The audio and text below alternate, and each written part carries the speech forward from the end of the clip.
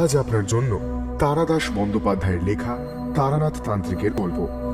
তারাদাস বন্দ্যোপাধ্যায় প্রখ্যাত কথা সাহিত্যিক বিভূতিভূষণ বন্দ্যোপাধ্যায়ের একমাত্র পুত্র। জন্ম ব্যারাকপুরে 1947 সালের 15ই অক্টোবর, মৃত্যু 2000 সালের 18ই জুলাই। বাবার মতোই করেছেন শিক্ষকতা। রাজ্যের তথ্য ও সংস্কৃতি বিভাগের ডেপুটি ডিরেক্টর ছিলেন। তার লেখা উল্লেখযোগ্য গ্রন্থ কাজল এবং কাজলের পরের পর্ব তৃতীয় পুরুষ। আমাদের আজকের গল্পটি আমরা নিয়েছি মিত্র ও ঘোষ থেকে প্রকাশিত তারানাথ তান্ত্রিক বইটি থেকে। প্রধান চরিত্রে তারানাথ তান্ত্রিক, গল্প পাঠে দীপ, তারানাথ তান্ত্রিকের ভূমিকায় মীর, গল্পের সূত্রধার আমি অগ্নি। শুরু হচ্ছে তারানাথ তান্ত্রিকের গল্প।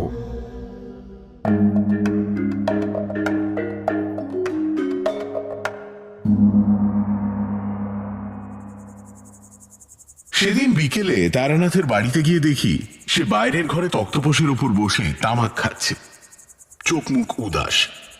মাঝে মাঝে তারানাথের এই ধরনের ভাব পরিবর্তন দেখেছি। 2-4 দিন থাকে, তারপর আবার ঠিক হয়ে যায়। বললাম, কি মন খারাপ নাকি? আমি যে ঘরে ঢুকেছি তা বোধহয় তারানাথ লক্ষ্যই করেনি।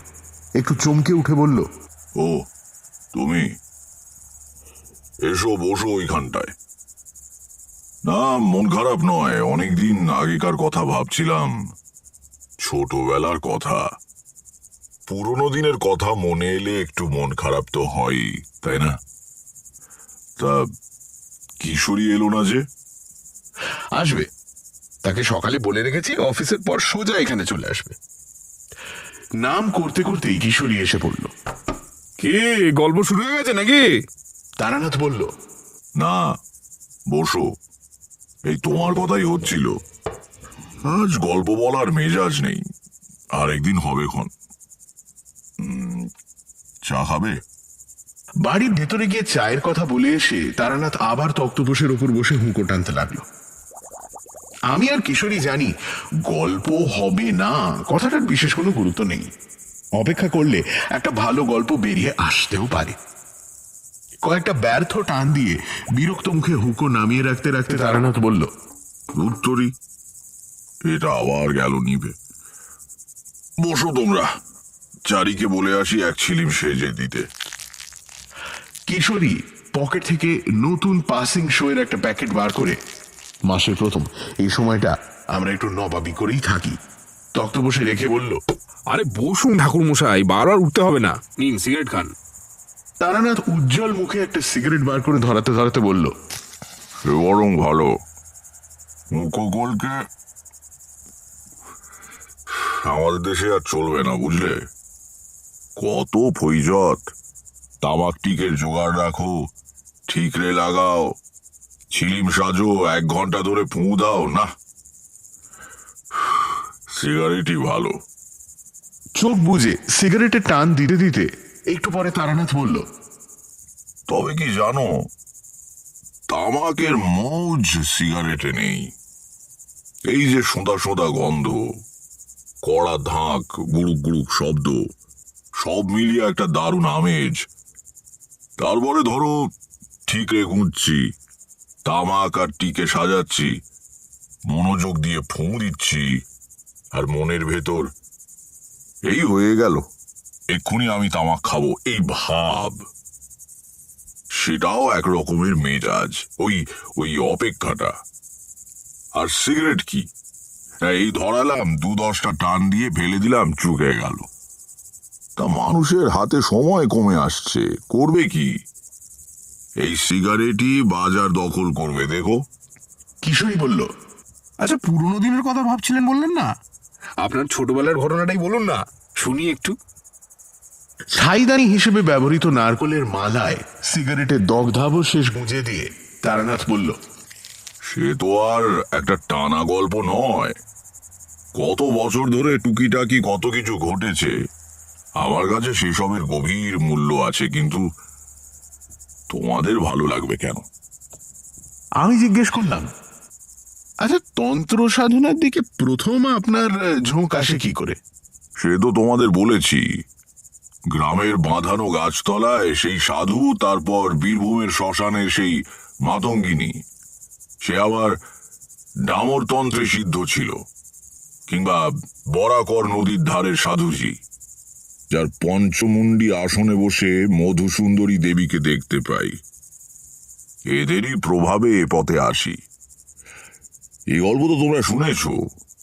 বললাম, কিন্তু তারও আগে একেবারে ছোটবেলায় কবে বুঝলেন যে আপনার জীবনটা ঠিক অন্য সবার মতো হবে না? তারানাথ 2 আঙুলে ভুরুর মাঝখানটা টিপে ধরে রইল কিছুক্ষণ, তারপর মুখ তুলে আস্তে আস্তে বলল, জন্মের সময় থেকেই বোধহয় ঈশ্বর আমার জীবনের গতিপথ নির্ণয় করে দিয়েছিলেন। আমি যখন ভূমিষ্ঠ হই, সেই মুহূর্তে আকাশ দিয়ে একটা বিরাট উল্কা ছুটে গিয়েছিল।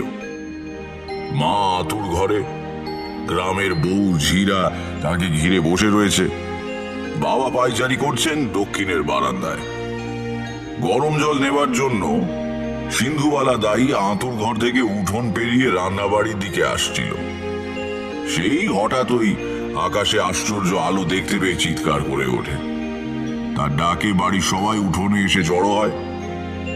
অদ্ভুত নীল আলোয় চারিদিক উদ্ভাসিত করে একটা নীল আগুনের গোলক পূব দিক থেকে পশ্চিম দিগন্তের দিকে চলে যাচ্ছে। সাধারণত উল্কা জ্বলে উঠেই চকিতে মিলিয়ে যায়, লোকজন ডেকে এনে দেখবার অবকাশ পাওয়া যায় না। এই নীল আলো কিন্তু অনেক অনেক ওপর দিয়ে বেশ সময় নিয়ে পার হয়ে যাচ্ছে। ধূমকেতুর মতো একটা অস্পষ্ট শতক প্রভ ধোঁয়ার পথরেখা ফেলে যাচ্ছে পেছনে। পশ্চিম দিগন্তে নীল উল্কা মিলিয়ে যাবার সঙ্গে সঙ্গে আমি ভূমিষ্ঠ হই। এই গল্প পরে বড় হয়ে সবার মুখে শুনেছি। সে বয়সটা একটা অদ্ভুত বয়স, বুঝলে। রেড়ির তেলের প্রদীপ, ছোট ছোট ফোঁড় দেওয়া পদ্ম কাঁথা, আরামদায়ক রোদ ঝিমঝিম করা নির্জন দুপুর, উঠোনের চাটাইতে শুকোতে দেওয়া টোপাকুলের ভরপুর গন্ধ, রাত্রিরে জ্যোৎস্নায় চকচক করা নারকোল গাছের পাতা। সে সময় সবই সম্ভব ছিল।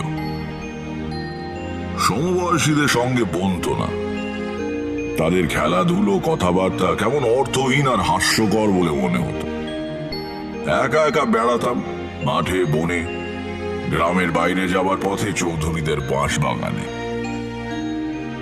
একটা জিনিস খুব অনুভব করতাম, এখনো ভাবলে মন উদাস হয়ে যায়।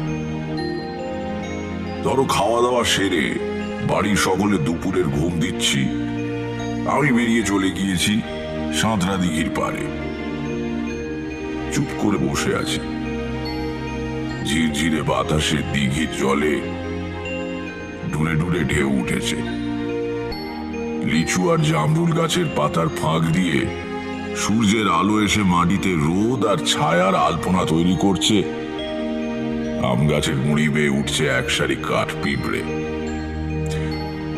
এই সব নির্জন মুহূর্তে আমি তোমাদের সত্যি বলছি, স্পষ্ট শুনতে পেতাম গাছপালা, মাটি, দিঘির জল আমার সঙ্গে কথা বলছে। ঠিক কোনো ভাষা দিয়ে নয়, সে ভাষা ওদের নেই। এ অনেকটা গানের সুরের মতো, কিংবা তাও ঠিক নয়। এমন একটা কিছু যা মন দিয়ে বোঝা যায় কিন্তু মুখ দিয়ে বলা যায় না। পরে সাধনা করতে গিয়ে দেখেছি উচ্চকোটির তন্ত্র সাধকেরাও স্বীকার করেছেন যে আমরা যাদের নির্জীব পদার্থ ভাবি তাদেরও প্রাণ আছে, চেতনা আছে। এখন ভাবলে বিস্মিত হই, তখন কিন্তু ব্যাপারটাকে খুবই স্বাভাবিকভাবে নিয়েছিলাম। ভাবতাম সবাই বুঝি আমার মতোই ওদের কথা শুনতে পায়। একদিন দুপুরে খেলা করতে করতে চলে গিয়েছি গ্রামের বাইরের মাঠে। কেউ কোথাও নেই। শূন্য মাঠের উপর রোদ্দুর ঝাঁঝাঁ করছে। গ্রামের ঠিক প্রান্তে একটা বিরাট চটকা গাছ। সেই চটকা গাছের নিচে একজন লোক বসে আছে। কুচকুচে কালো রং, খালি গা, হাতে একটা পাঁচন বাড়ি। সম্ভবত সে শুয়োর চড়ায়, কারণ এদিক ওদিক কয়েকটা শুয়োর চড়ে বেড়াচ্ছে সেই সময় দেখেছিলাম। দৃশ্যটা অতি সাধারণ। গ্রামের অনেক গরিব মানুষেরা শুয়োর চড়িয়ে দিন আনা দিন খাওয়া করত। তাদেরই এইরকমই দেখতে, এবং তারা ক্লান্ত হয়ে পড়লে গাছতলায় বসে বিশ্রামও করে। কাজেই অবাক হওয়ার কিছু ছিল না। কিন্তু কেন যেন লোকটাকে ভালো করে দেখবার জন্য আমি পায়ে পায়ে তার দিকে এগিয়ে গেলাম। আমি কাছে যেতেই লোকটা আমার দিকে তাকিয়ে হাসলো। কি তার চোখের প্রখরতা! ভালো করে তাকানো যায় না, যেন ঝকঝক করে জ্বলছে। আঁটো সাঁটো দৃঢ় শরীরের মধ্যে সে যেন নিজেকে আটকে রাখতে পারছে না, প্রাণ শক্তি উপচে পড়ছে শরীর ছাড়িয়ে। আমার দিকে তাকিয়ে সে বলল, এসো, তোমার জন্যই বসে আছি। অবাক হয়ে বললাম, আমার জন্য? হ্যাঁ, তোমার সঙ্গে কথা বলবার জন্যই আজ আমাকে পাঠানো হয়েছে। বসো। কে পাঠিয়েছে? সে বললে এখন তুমি বুঝবে না, বড় হলে নিজেই জানতে পারবে। এদিকে এসো তো, কাছে এসো। আমার ঠিক ভয় করছিল না, বরং কেমন যেন রহস্যময় আনন্দের অনুভূতি হচ্ছিল। লোকটার কাছে এগিয়ে যেতে সে আমার কপালে হাত দিয়ে কি যেন দেখতে লাগলো, তারপর খুশি হয়ে বলল, ঠিক আছে, বসো এই শেকড়টার উপর। বসলাম। দু একটা দুষ্টু শুয়োর দল ছেড়ে ঘুরে বেড়াচ্ছিল, নিজেদের মধ্যে মারামারির উদ্যোগ করছিল। লোকটা পাঁচন বাড়ি তুলে বিচিত্র এক হুঙ্কার দিল, সাবধান, আমি জেগে আছি, ঠিক হয়ে চলো। শুয়োরগুলো মন্ত্রমুগ্ধের মতো ঠেলাঠেলি বন্ধ করে এক জায়গায় দাঁড়িয়ে রইল। অবাক হয়ে তাকিয়ে দেখলাম তার হাতের পাঁচন বাড়িটা কোনো গাছের ডাল বা কঞ্চি দিয়ে তৈরি নয়, কিসের যেন সরু হাড় সেটা। বললাম, কোথায় থাকো তুমি? এই গায়ে তো দেখিনি তোমাকে। এ গায়ে থাকি না, তাই দেখনি। তাহলে? লোকটা তার প্রখর দৃষ্টিতে একবার চারদিকে তাকালো। সূর্যের আলো সরাসরি তার মুখে এসে পড়েছে। আকাশে উড়তে উড়তে একটা চিল ডাকছে কর্কশ তীক্ষ্ণ স্বরে। সেই রৌদ্রালোকিত আকাশ, দিগন্ত আর পৃথিবীর দিকে লোকটা দুহাত ছড়িয়ে দিয়ে বলল, এই সব কিছুর মধ্যে আমার থাকার জায়গা। অল্প জায়গায় আমাকে ধরে না যে। আমি তার কথা ঠিকঠাক বুঝতে পারলাম না। একজন লোক একটা বাড়িতে থাকবে এটাই নিয়ম, সব জায়গায় সে থাকে কি করে? বললাম, তুমি শুয়োর চড়াও? লোকটা চমকে উঠে বলল, কই না তো। সে একবার স্থির হয়ে দাঁড়িয়ে থাকা শুয়োরগুলোর দিকে তাকালো, তারপর বলল, কিন্তু এরা তো কেউ শুয়োর নয়। আমার তখন দৃঢ় ধারণা হয়েছে লোকটা বদ্ধ পাগল। হ্যাঁ, ঠিক তাই। সেজন্যই এর কথাবার্তা কেমন কেমন, চাউনি অমন অদ্ভুত। আর তাছাড়া পরিষ্কার দেখছি অতগুলো শুয়োর দাঁড়িয়ে রয়েছে, তবু মানতে হবে ওরা শুয়োর নয়। ওগুলো কি তবে শেয়াল? লোকটা বলল, তুমি ছোট তো, তোমাকে এখন বোঝানো অসুবিধা হবে। এগুলো সত্যি শুয়োর নয়, এগুলো হচ্ছে কি বলি, আমাদের ভেতরে যে দোষগুলো থাকে, যাদের জন্য আমরা খারাপ কাজ করি, খারাপ কথা ভাবি, এরা হচ্ছে সেই সব দোষের বাইরের চেহারা।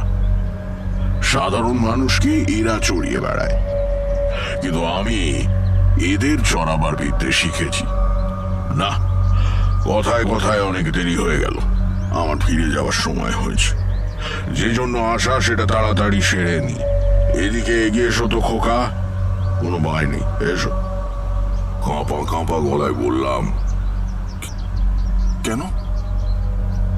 সে বলল, আমি তোমাকে একটু মন খারাপ দিয়ে যাব। আমার দুই কাঁধ ধরে নিজের দিকে টেনে নিয়ে লোকটা অস্বাভাবিক জোরে প্রায় চিৎকার করে বলে উঠল, আমার চোখের দিকে তাকাও। হঠাৎই মানুষটার চোখ যেন দুটো জানালা হয়ে গিয়েছে। ভেতরে কত দূর অব্দি দেখতে পাচ্ছি, ওখানে যেন আরেকটা জগৎ এরকমই রুদ্ধ ঝাঁঝা করছে দিগন্ত অব্দি বিছিয়ে থাকা মাঠে। সবুজ বন, নীল পাহাড় থেকে ঝুরঝুর করে ঝর্ণা নেমে আসছে। মেঘে আর কুয়াশায় ঢাকা ওই পাহাড়ে কবে যেন আমি থাকতাম। সুতোর কাটি উল্টো দিকে ঘুরে যাওয়ার মতো বিস্মৃতির আড়াল থেকে কত পুরনো মহাকালের স্তরে স্তরে সঞ্চিত ভুলে যাওয়া কথা মনে পড়ে যেতে লাগলো। ক্রমে আমার সমস্ত চেতনা ওই দুই চোখের জানলার ভেতর দিয়ে আশ্চর্য জগৎটার মধ্যে গিয়ে দাঁড়ালো। আমাদের গ্রামের সীমানায় চটকা গাছটা, চিলের তীক্ষ্ণ ডাক, সামনে পড়ে থাকা কৈখালির বিশাল মাঠ, সব কোথায় মিলিয়ে গেল। এখন আমি যেখানে দাঁড়িয়ে আছি সে জগতের ছায়া বাড়ির মতো অজস্র ছবি মেলে যাচ্ছে চোখের সামনে দিয়ে। কোথায় যেন এক উন্নত শীর্ষ মন্দির শেষ বেলার আলোয় তার চূড়ার সোনার পদ্ম ঝলসে উঠছে। তাদের হাসি মুখ, এরা আমাকে খুব ভালোবাসতো, কিন্তু এখন মিলিয়ে গিয়েছে দূর অতীতে। কানে ভেসে আসছে সমস্বরে উচ্চারিত মন্ত্রধ্বনির মতো এক টানা উদার গম্ভীর সঙ্গীতময় শব্দ প্রবাহ। সব ছবি মিলিয়ে গিয়ে চোখের ওপর ভেসে উঠছে সৃষ্টি পূর্ব আদিম অন্ধকারের মতো কালো মহাশূন্য থেকে থেকে সেই পরম কিছু নার মধ্যে চমকে উঠছে তীব্র জ্যোতির উদ্ভাস।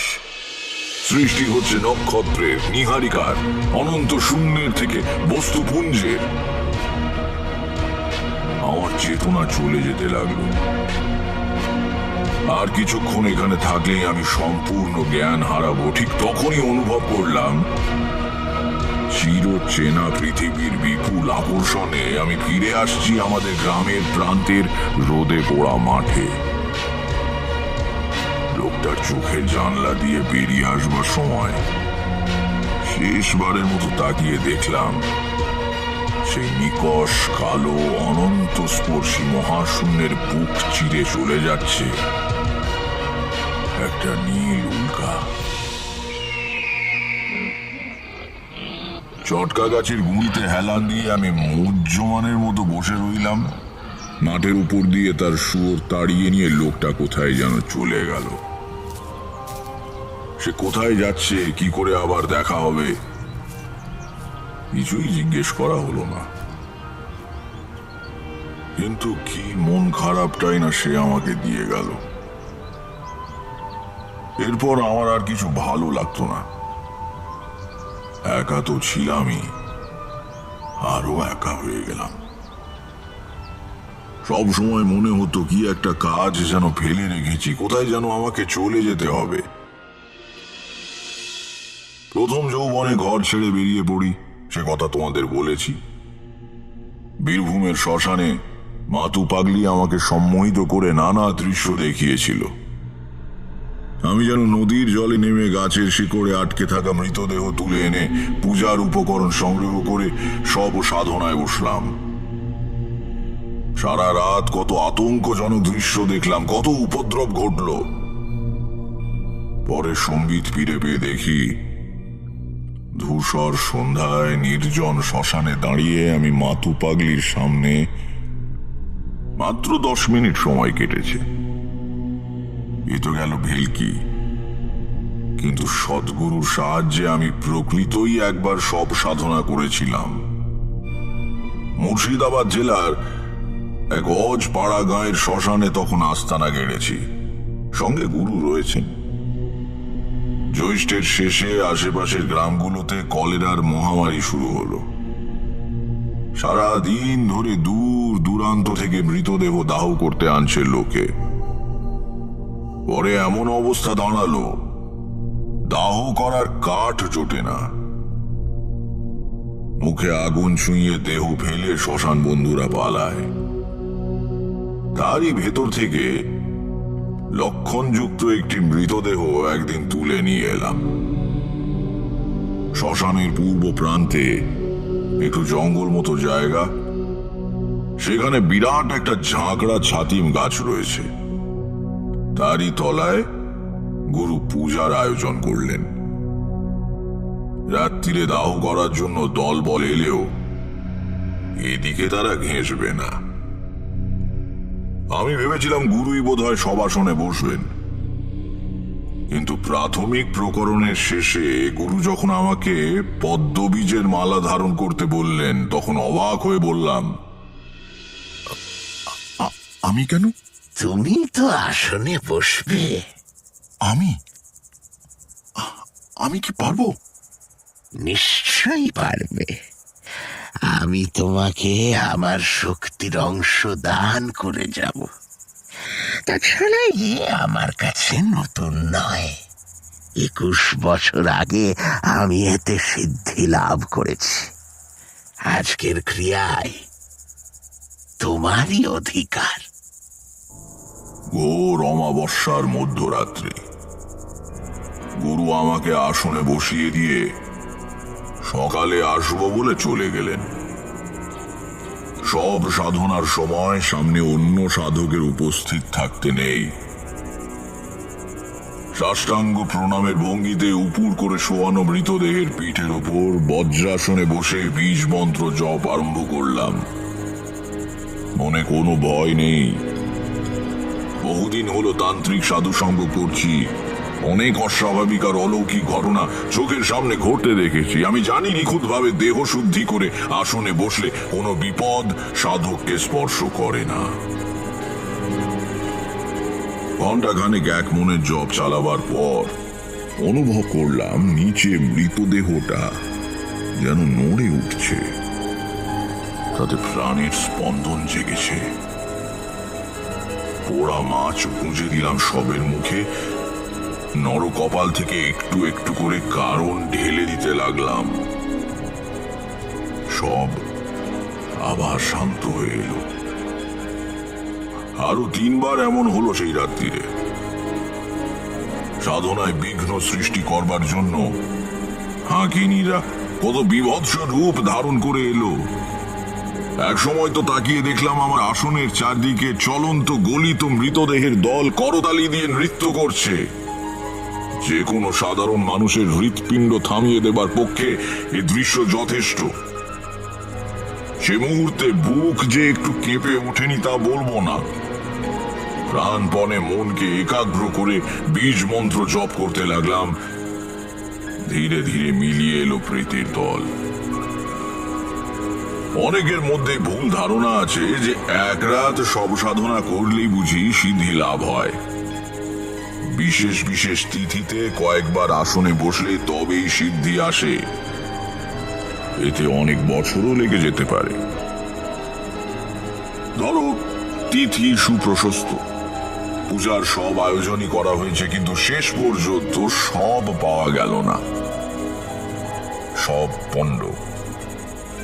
আমারও তাই হয়েছিল। নানা কারণে ওই একবার ছাড়া আর সব সাধনা করতে পারিনি।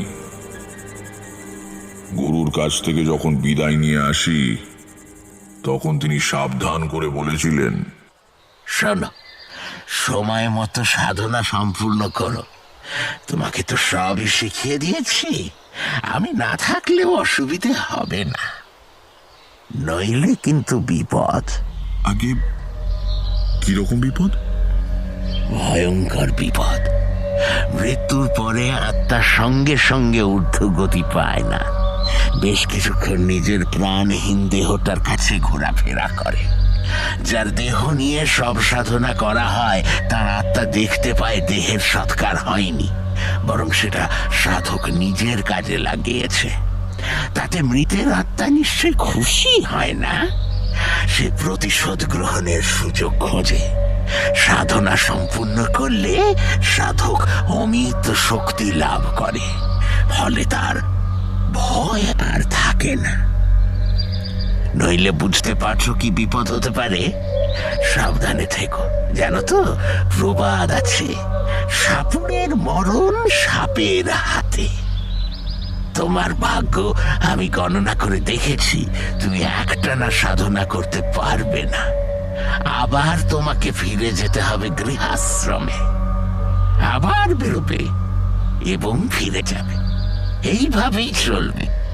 সব সাধনা গৃহে বসে করবার জিনিস নয়, কাজেই একেবারে অসম্ভব হয়ে পড়ার আগে কর্ম সম্পূর্ণ করে রেখো। তারপর আমার দিকে পূর্ণ দৃষ্টিতে তাকিয়ে গুরু বললেন, কিন্তু তোমার কপালে একটা আশ্চর্য যোগাযোগের চিহ্ন পাচ্ছি। আমি স্পষ্ট দেখতে পাচ্ছি খুব বড় একজন মহাপুরুষ কিংবা মহাসাধক তোমাকে কৃপা করবেন। দেখি হাতটা। ডান হাত বাড়িয়ে দিলাম। উনি হাতটা ধরলেন, কিন্তু দেখলেন না, তাকিয়ে রইলেন আমার দিকে। বললাম, কি ধরনের মহাপুরুষ? এমন কোন উচ্চ মার্গের মুক্ত আত্মা যার নাম মুখে উচ্চারণ করার যোগ্যতা আমার নেই। সব রকম সাধনা ও সিদ্ধির ঊর্ধ্বে চলে গিয়েছেন এমন কেউ, তিনি তোমাকে অনেক বিপদ থেকে রক্ষা করবেন। আমি ব্যস্ত হয়ে জিজ্ঞাসা করলাম, কবে এর দেখা পাবো? এর দেখা তুমি পেয়েছো। সে কি? কবে? তা জানি না, তবে মহাগুরুর সান্নিধ্য পেলে দেহে ও মনে যে লক্ষণ ফুটে ওঠে তা তোমার রয়েছে। আমি দেখা পেলাম আর আমিই জানতে পারলাম না? গুরু বললেন, তেমন তো হতেই পারে। এসব সাধকদের কোনো বেকও নেই, ভরমও নেই, নিতান্ত সাধারণ মানুষের মতো বেড়া। দেখলেও হয়তো চিনতে পারবে না। হঠাৎ আমার ছোটবেলায় দেখা সেই অদ্ভুত মানুষটিকে মনে পড়ে গেল। রোদ ঝিমঝিম করা কৈখালির মাঠ, সেই শুয়োরের দল, আমার হারানো শৈশব। তিনি কি আমার জীবনের অজানা মহাপুরুষ?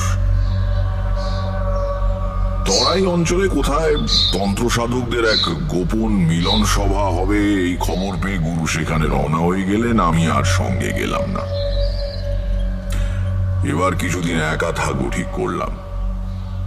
পথে পথে ঘুরি, বেশিরভাগই শ্মশানে মশানে রাত কাটাই। কখনো সখনো কোনো গৃহস্থ বাড়িতে আশ্রয় নি। একদিন এক রেল স্টেশনের প্ল্যাটফর্মে বসে আছি, আমার ট্রেন আসতে ঘন্টাখানেক দেরি। সেটা জংশন স্টেশন। লুপ লাইনে যেতে হলে ওখান থেকে গাড়ি বদল করতে হয়। প্রচন্ড বৃষ্টি নেমেছে সকাল থেকে। আকাশ কালো হয়ে রয়েছে মেঘে। ঝুপ ঝুপ করে বৃষ্টির আর যেন বিরাম নেই। 2 পয়সার বিড়ি কিনবো বলে স্টেশনের দোকানটার দিকে এগুচ্ছি, হঠাৎ পেছন থেকে কে যেন ডাকলো। আরে তারানাথ না? থমকে দাঁড়ালাম। এমন জায়গায় আমার নাম ধরে কে ডাকে? এদিক ওদিক তাকিয়ে দেখি ওজন করার লোহার কলের পাশে কয়েকটা চটের বস্তার আড়ালে বেঞ্চির ওপর বসে আছে আমাদের গ্রামের ভূপতি সিকদারের ছেলে রমাপতি।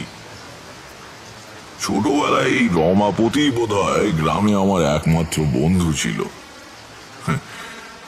কতদিন ওদের বাগান থেকে দুপুরে কাঁচা পেঁপে ছিঁড়ে এনে নুন দিয়ে খেয়েছি। গ্রামের পুরনো বন্ধুকে দেখে হাসি মুখে এগিয়ে গেলাম। রমাপতিও উঠে এসে আমার হাত ধরে বললে, উফ, কতদিন পরে দেখা। এখানে কি করছিস রে? তোর গেরুয়া কই? এসে বললাম, আমি কি সন্ন্যাসী হয়েছি নাকি যে গেরুয়া পরে ঘুরবো? সন্ন্যাসী হোসনি, তবে যে সবাই বলে তুই সাধু হয়ে চলে গিয়েছিস। সংস্কৃতে সাধু মানে ভালো লোক, সেটা হবার চেষ্টা করছি বটে, তবে ভেকধারী সন্ন্যাসী হইনি। তা তুই এখানে কেন? আমার শ্বশুর বাড়ি এখান থেকে ট্রেন বদল করে যেতে হয়। বউ সেখানে আছে, আনতে যাচ্ছি। আয়, ওই দোকানটায় চা খাবি? পুরনো বন্ধুর অকৃত্রিম আগ্রহে রমাপতি আমার হাত ধরে টেনে চায়ের দোকানে গিয়ে চা আর কেকের অর্ডার দিল। পকেট থেকে নতুন মেপল সিগারেটের প্যাকেট বের করে আমাকে একটা দিয়ে বলল, এই নে ধরা। তারপর তুই কোথায় যাচ্ছিস বললি না তো? বিশেষ কোথাও না, বাড়ি ছাড়ার পরে এরকমই ঘুরে ঘুরে বেড়াই, এক জায়গায় থাকি না বেশি দিন। কেন বল দেখি, এতে লাভ কি? তা তো তোকে বোঝাতে পারবো না ভাই। যারা বাড়িতে থাকে তাদের দেখে আমার মনে হয় এতে তাদের লাভ কি। কাজেই এর ঠিক কোনো উত্তর হয় না। রমাপতি চুপ করে রইল। তার মুখ দেখে বুঝলাম আমার উত্তরটা তার বিশেষ পছন্দ হয়নি, সে বুঝতেও পারেনি।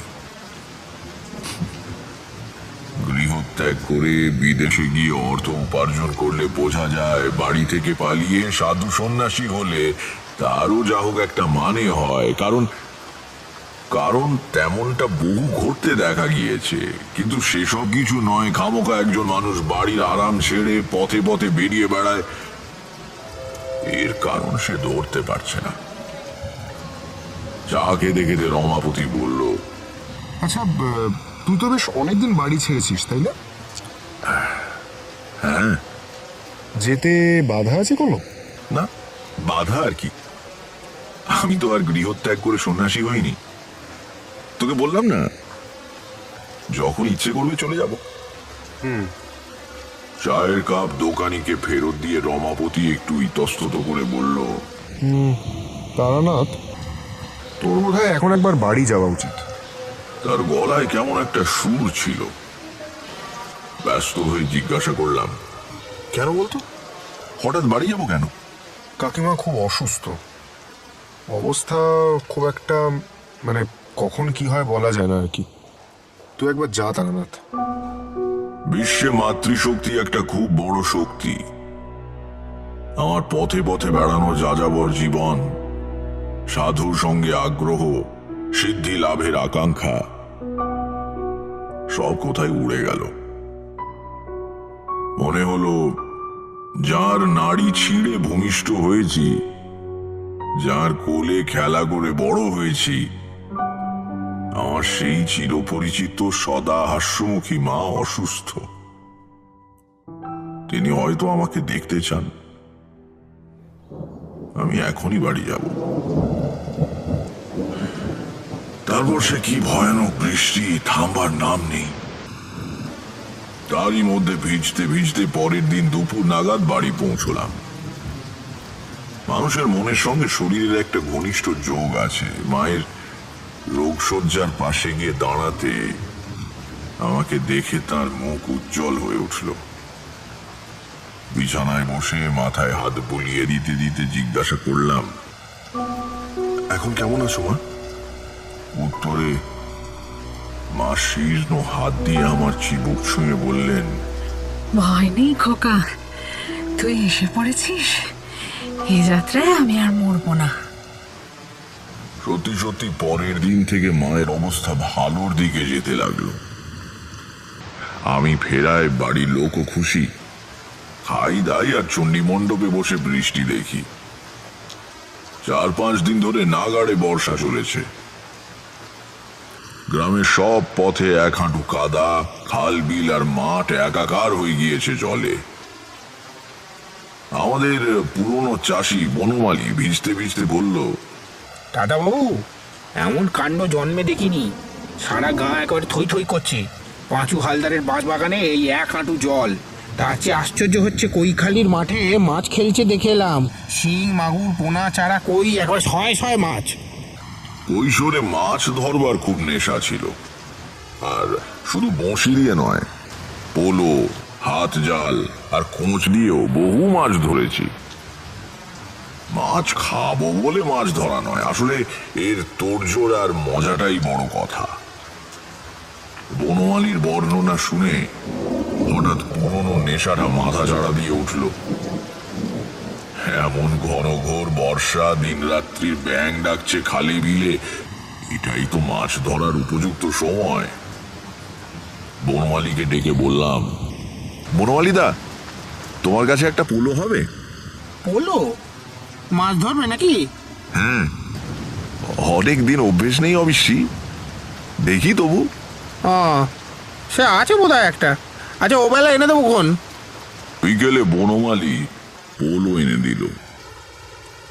পোলো জানো তোমরা, বেত বা কঞ্চির চটা দিয়ে তৈরি একটা গোল খাঁচা মতো জিনিস, ওই ফুট 3 উঁচু, ওপর দিকে সরু মুখ, সেখান দিয়ে হাত ঘুরিয়ে মাছ বের করতে হয়। তলার দিকের ঘের বড়, মাছ দেখতে পেলেই ঝপ করে পোলো দিয়ে চেপে ধরলে আর পালাতে পারে না। ছিপ না নিয়ে পোলো নেবার কারণ হলো, আমি রাত্রিরে মাছ ধরবো স্থির করে ফেলেছি। আলো নিয়ে মাছ ধরা ভারী মজার, বিশেষ করে সে সময়ে বিরক্ত করার কেউ থাকে না, পাশে দাঁড়িয়ে পরামর্শ দেয় না, কটা মাছ পেয়েছি জিজ্ঞাসা করে না। রাত্রিরেই ভালো। পোলো দিয়ে মাছ ধরতে হলে পুকুর বা বিলে সম্ভব নয়, অগভীর জলাশয় প্রয়োজন। সন্ধ্যের একটু আগে গিয়ে কৈখালির মাঠের অবস্থা দেখে এলাম। সমস্ত মাঠটায় পায়ের গোছ ডুবে যায় এমন জল। মাঝে মাঝে সামান্য উঁচু জমি এখানে ওখানে দ্বীপের মতো জেগে আছে, একেবারে আদর্শ জায়গা। খাওয়া দাওয়া সেরে রাত 11টা নাগাদ লণ্ঠন আর পোলো নিয়ে বেরোলাম। বনমালী সঙ্গে আসতে চেয়েছিল, আমি রাজি হইনি। ওই যে বললাম, মাছ ধরার পরিবেশটাই আসল। সঙ্গে লোক থাকলে বকবক করবে, নানান কথা বলবে, না সে সুবিধে হবে না। কিন্তু বনমালীকে সঙ্গে নিলেই ভালো করতাম। তখনও জানি না কি ঘটতে চলেছে সেদিন রাত্রিরে। সন্ধ্যে থেকে বৃষ্টিটা একটু ধরেছে, আজ 5 দিন পরেই প্রথম একটু শান্তি। কিন্তু সমস্ত আকাশ কালো মেঘে ঢেকে রয়েছে, বিদ্যুৎ চমকাচ্ছে একটু বাদে বাদেই। যে কোনো সময় আবার ঝেঁপে জল আসতে পারে। খুড়তুতো ভাইয়ের কাছ থেকে তার বাঁশের হাতলওয়ালা ছাতাখানা চেয়ে এনেছি, সেটা বগলে রয়েছে। ভাঁজ করা ছাতার ভেতরে আছে মুগার সুতো দিয়ে বোনা জালের থলে। মাছ পেলে তাতে রাখা হবে। আয়োজন সব ঠিক, এবার দেখা যাক কিরকম কি হয়।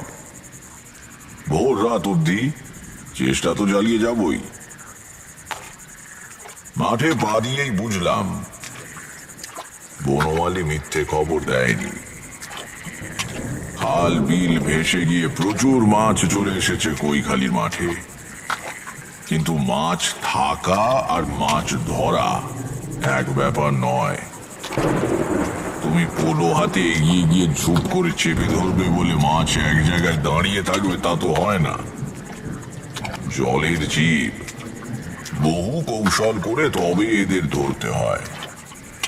কৌশল আবার অজানা নেই, ছোটবেলা থেকে মাছ ধরে আসছি। যেমন ধরো, শোল বা ল্যাটা মাছ লণ্ঠন উঁচু করে ধরে নাড়ালে আলোয় আকৃষ্ট হয়ে কাছে আসে। কই মাছ আবার আলো টালো কিছুই খেয়াল করে না, ঝাঁক বেঁধে একদিকে চলেছে তো চলেছেই। এদের ধরা সোজা। শিং আর মাগুর খুব চালাক মাছ, মানুষ বা অন্য কিছুর সাড়া পেলেই আর সে তল্লাটে থাকে না, শোঁ শোঁ করে পালায়। এরা ছোটেও খুব জোরে, জলের মধ্যে দৌড়ে নাগাল পাওয়া যায় না। কিন্তু মজা হচ্ছে, শিং মাগুর ছোটে একদম সোজা, কোন দিকে গেল খেয়াল করলে একটু পরে পেছন পেছন সেখানে গিয়ে হাজির হওয়া যায়। সচরাচর এরা তাড়া খেয়ে আলের ধারে বা গাছের শেকড়ের কাছে গিয়ে আশ্রয় নেয়, খোলা জায়গায় থাকে না। অমন জায়গায় পোলো বসানো মুশকিল, তখন পা দিয়ে জলে শব্দ করতে হয়। ভয় পেয়ে মাছ আবার দৌড় দেবার উদ্যোগ করলে তাড়াতাড়ি পোলো বসিয়ে দিতে হয়। যাকে কথায় কথায় অন্য প্রসঙ্গে চলে এসেছি, আসল কথাটা বলি। রাত 1:30টার মধ্যে অনেক মাছ ধরে ফেললাম। মুগ আর সুতো দিয়ে তৈরি ব্যাগ এত ভারী হয়ে উঠেছে যে শক্ত সরু সুতো হাতে কেটে বসে যাচ্ছে। এদিকে আবার মেঘ ডাকতে শুরু করেছে। গা শিরশির করা বাদলার হাওয়া দিচ্ছে। বৃষ্টি ফের এলো বলে এবার বাড়ি চলে যাওয়াই ভালো। অনেকক্ষণ থেকেই মনের ভেতরে কেমন একটা অস্বস্তি হচ্ছিল। কি অস্বস্তি সেটা আমি ঠিক বলে বোঝাতে পারবো না। কোনো অমঙ্গল আসবার আগে থেকে আমি টের পাই। এ কথা তোমাদের আগেই বলেছি। এতক্ষণ মনের একেবারে তলায় কোণের দিকে কোথাও একটা বিপদের পূর্বাভাস খচখচ করছিল। মাছ ধরার আনন্দ আর উত্তেজনায় খেয়াল করিনি।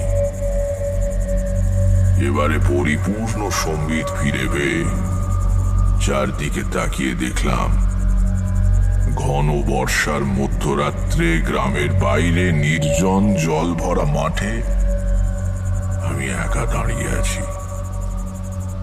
একটা শেয়াল পর্যন্ত এই দুর্যোগে আশ্রয় ছেড়ে বাইরে বের হয়নি।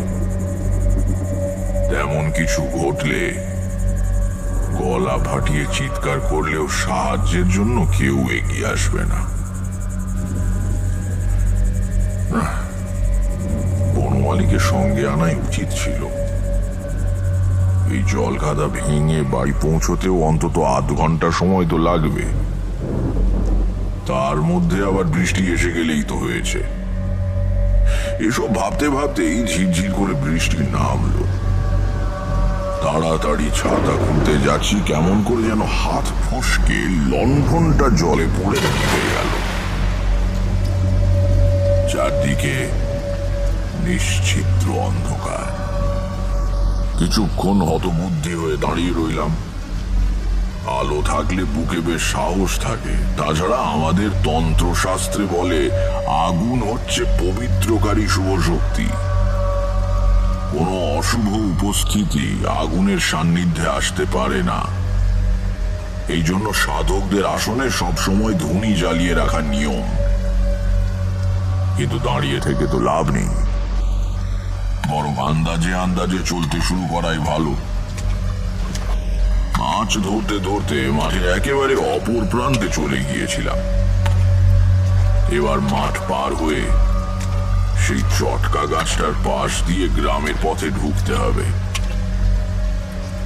মাথায় ছাতা ধরে মাছ ভর্তি থলে আর নেভা লণ্ঠন হাতে চটকা গাছটা আন্দাজ করে হাঁটতে শুরু করলাম।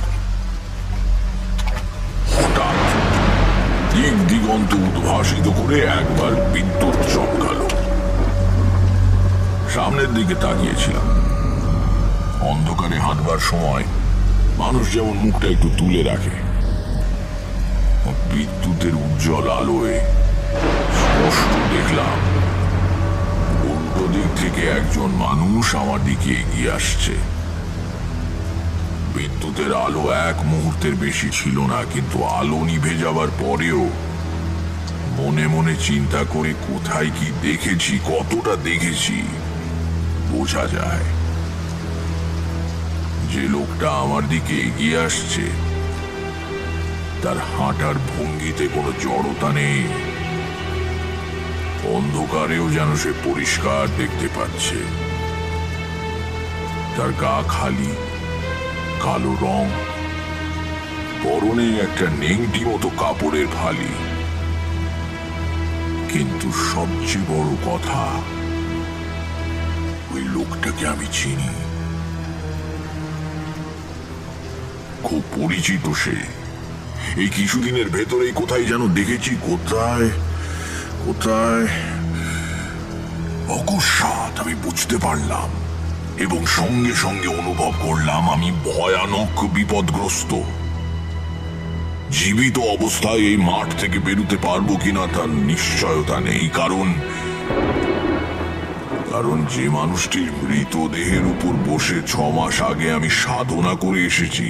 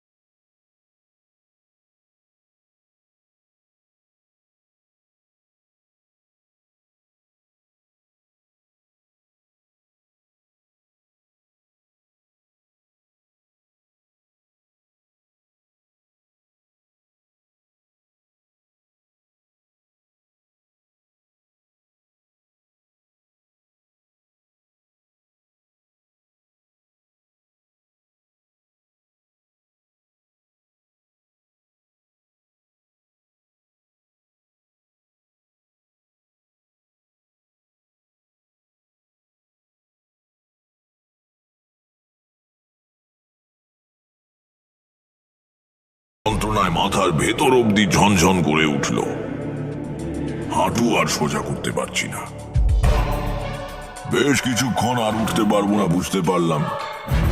এতক্ষণ নিজের পায়ের শব্দে টের পাইনি, এবার শুনতে পেলাম ছপ ছপ করে জলের উপর দিয়ে ভারী পায়ের আওয়াজ ক্রমে এগিয়ে আসছে কাছে। এলো এলো ওই এলো ওই এলো। অতিরিক্ত ভয়ে, আতঙ্কে আর আসন্ন ভয়াবহ মৃত্যুর উপলব্ধিতে অকস্মাৎ আমার মন থেকে সব রকম অনুভূতি লুপ্ত হয়ে গেল। হাঁটু চেপে ধরে চিত হয়ে শুয়ে আছি, মুখের ওপর ঝিরঝির করে বৃষ্টি পড়ছে, কানে ভেসে আসছে দুরাগত মেঘ গর্জন, কিন্তু হাঁটুতে প্রবল যন্ত্রণা ছাড়া পৃথিবীর আর সব বাস্তবতা আমার কাছে অর্থহীন হয়ে গিয়েছে। এমন সময় আমার চারদিকে জলের উপর অনেকগুলো পায়ের শব্দ জেগে উঠল।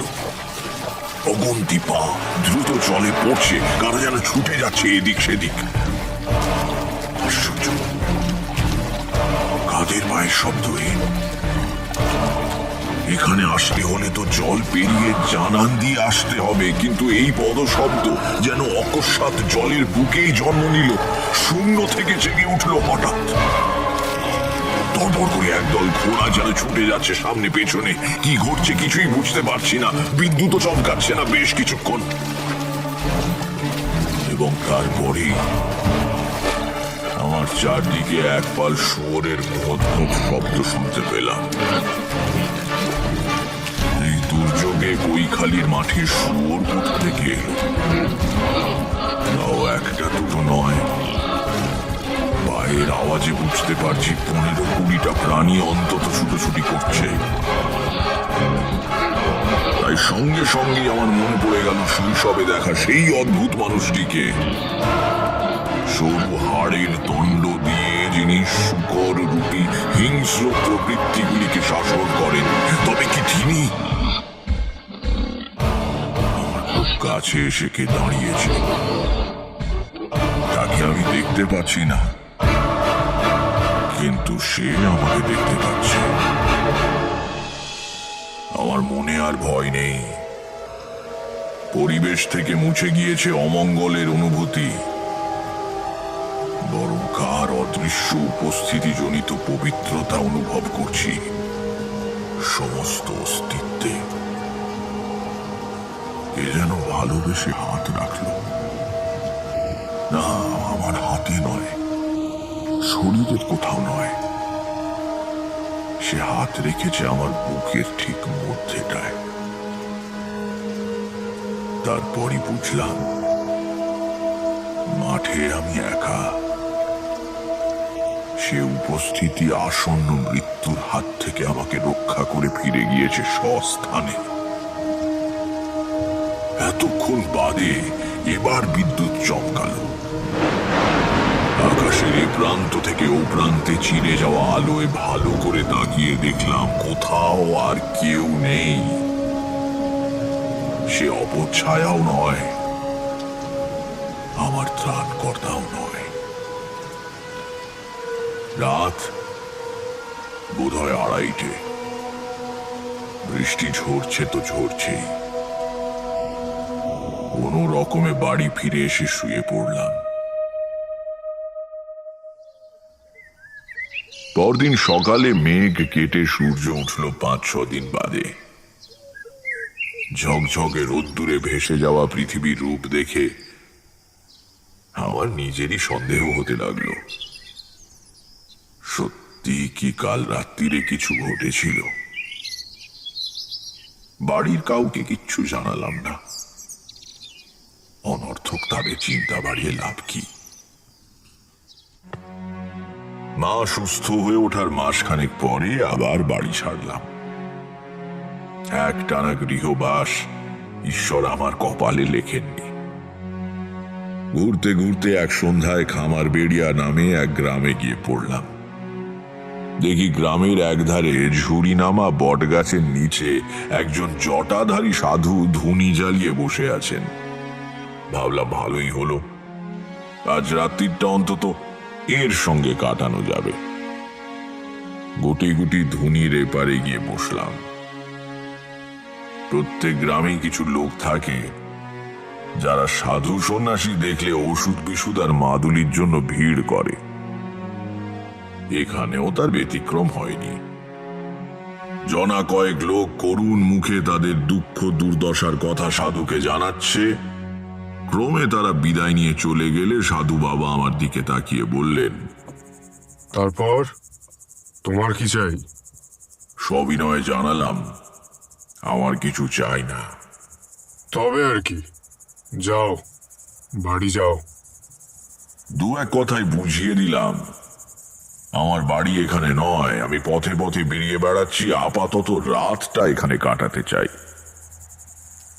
সাধু আর কোনো ব্যক্তিগত প্রশ্ন করলেন না, বললেন, থাকো। একটু পরে নিজের ঝুলি থেকে একটা পাকা কলা আর একটা পেয়ারা বের করে আমাকে দিয়ে বললেন, এই নাও, খাও। আর কিছু আমার কাছে নেই। আপনি খাবেন না? আমি রাত্রে কিছু খাই না। দু একটা কথা বলতে বলতে আলাপ জমে উঠল। দেখলাম সাধুজি স্বল্পভাষী হলেও বদমেজাজি নন। এক সময় আমাকে বললেন, এখানে ধুলি জেলে আজ ভুল কাজ করেছি, বুঝলে? দু একদিন থাকবো ভেবেছিলাম, কিন্তু কাল চলে যেতে হবে। আগে কেন? ওপর দিকে আঙুল তুলে সাধুজি বললেন, ওই গাছে অনেক পাখির বাসা রয়েছে। ধুনির গরম হলকার ধোঁয়ায় তারা আজ কেউ বাসায় ফিরতে পারেনি। ওই দেখো, ওদিকে একটা গাছের ডালে বসে কিচমিচ করছে। কাউকে গৃহহীন করা মহাপাপ বৎস, মহাপাপ। ইতর প্রাণীদেরও আত্মা আছে, তাদের মনে দুঃখ দিলে সাধনার ফল ক্ষয় হয়ে যায়। বললাম, যদি কিছু মনে না করেন একটা কথা জিজ্ঞাসা করব। কি? আপনি কোন মার্গের সাধক? কেন বলো তো? আপনার কথা শুনে আমার খুব ভালো লাগছে। আমি অনেক সাধু সঙ্গ করেছি, বেশিরভাগ সাধকেরা অন্তরে মহৎ হলেও বড় কটুভাষী, অপরের দুঃখ সম্বন্ধে উদাসীন। আপনার মতো কথা বলতে শুনিনি কাউকে। সাধু মৃদু হেসে বললেন, কোনো মার্গেরই নয়, আমার দীক্ষাই হয়নি। অবাক হয়ে বললাম, সে কি? তাহলে? তাহলে আর কি, ভগবানের স্বরূপ জানতে ইচ্ছে করে তাই ঘুরে বেড়াই। তার সৃষ্টির বিচিত্র রূপের মধ্যে তাকে খুঁজতে চেষ্টা করি। ভগবানকে ডাকবো, তার আবার মার্গ কি, দীক্ষা কি? হ্যাঁ, সাধুজির ওপর শ্রদ্ধা হলো। আবছা অনুভব করতে পারলাম অনেক বড় সাধক ইনি। সারা রাত ধরে কত গল্প করলেন, ধর্মের বিভিন্ন দিক সম্বন্ধে গভীর জ্ঞানের পরিচয় দিলেন। সংকীর্ণতা নেই এতটুকু, সব মতের প্রতি সমান শ্রদ্ধা। তাকে প্রশ্ন করলাম, আচ্ছা, আপনি যে ভগবানকে ডাকেন তার কোন রূপ কল্পনা করেন ধ্যানের সময়? কোনো রূপই নয়। মনকে কেন্দ্রীভূত করতে পারলে ঈশ্বরের রূপ কল্পনার প্রয়োজন হয় না। দুরকম শক্তি মহাবিশ্বে ক্রিয়াশীল, শুভ শক্তি আর ঈশ্বর বিরোধী অশুভ শক্তি। বিশ্বের সৃষ্টির সময় এই দুই শক্তির জন্ম। ঈশ্বর বিরোধী শক্তির ক্ষমতা কিন্তু কম নয়। বৌদ্ধ ধর্মে একেই মার হিসেবে কল্পনা করা হয়েছে। কাল ভৈরবের মাধ্যমে জগদীশ্বরের দমন করেন। সর্বদাই এই দুই শক্তির লড়াই চলেছে। তোমার চারদিকে তার প্রকাশ তো দেখতেই পাচ্ছ। কাল ভৈরবকে? কি কাল ভৈরব? তিনি শুভ শক্তির প্রয়োগকর্তা। দক্ষিণ কালিকা তন্ত্রে তার রূপ কল্পনা করা হয়েছে এইভাবে: মহাবলশালী পুরুষ, ঘোর কৃষ্ণবর্ণ, নগ্ন গাত্র, রিপু তাড়ন তার প্রধান কর্ম। শুকরের ছদ্মবেশে কাম, ক্রোধ, হিংসা ইত্যাদি রিপুগণ তার বশবর্তী হয়ে সর্বদা তার সঙ্গে ঘোরে। নিজের বুকের পাঁজরের একখানা হাড় দিয়ে তিনি তাদের শাসন করেন। আমি তখন উত্তেজনায় সটান খাড়া হয়ে বসেছি। এই বর্ণনা তো কৈখালির মাঠে শৈশবে দেখা সেই মানুষটির সঙ্গে হুবহু মিলে যাচ্ছে। বললাম। তারপর আর কি, কাল ভৈরবী অনিবার্য ধ্বংসের হাত থেকে পৃথিবীকে রক্ষা করছেন। ঈশ্বরের সাক্ষাৎ শিষ্য তিনি। আমি সেই ভগবানকেই আরাধনা করি বৎস। আমার গলা তখন আবেগে পুঁজে এসেছে।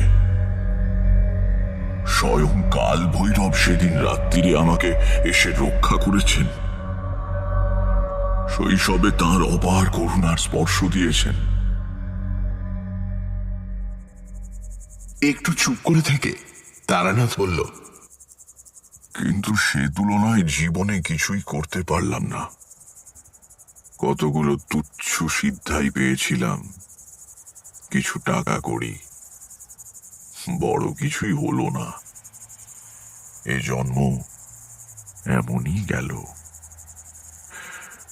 দেখি যদি পরজন্ম বলে কিছু থাকে, অন্তত এবারের ভুলগুলো আর করব না। তারপর আমাদের দিকে তাকিয়ে বলল, আজকের গল্প এইখানেই শেষ, কিন্তু ভয় পেও না, বলবার মতো গল্প আমার ঝুলিতে আরো অনেক আছে, সময় মতো বলা যাবে। আজ থামি তাহলে, কেমন?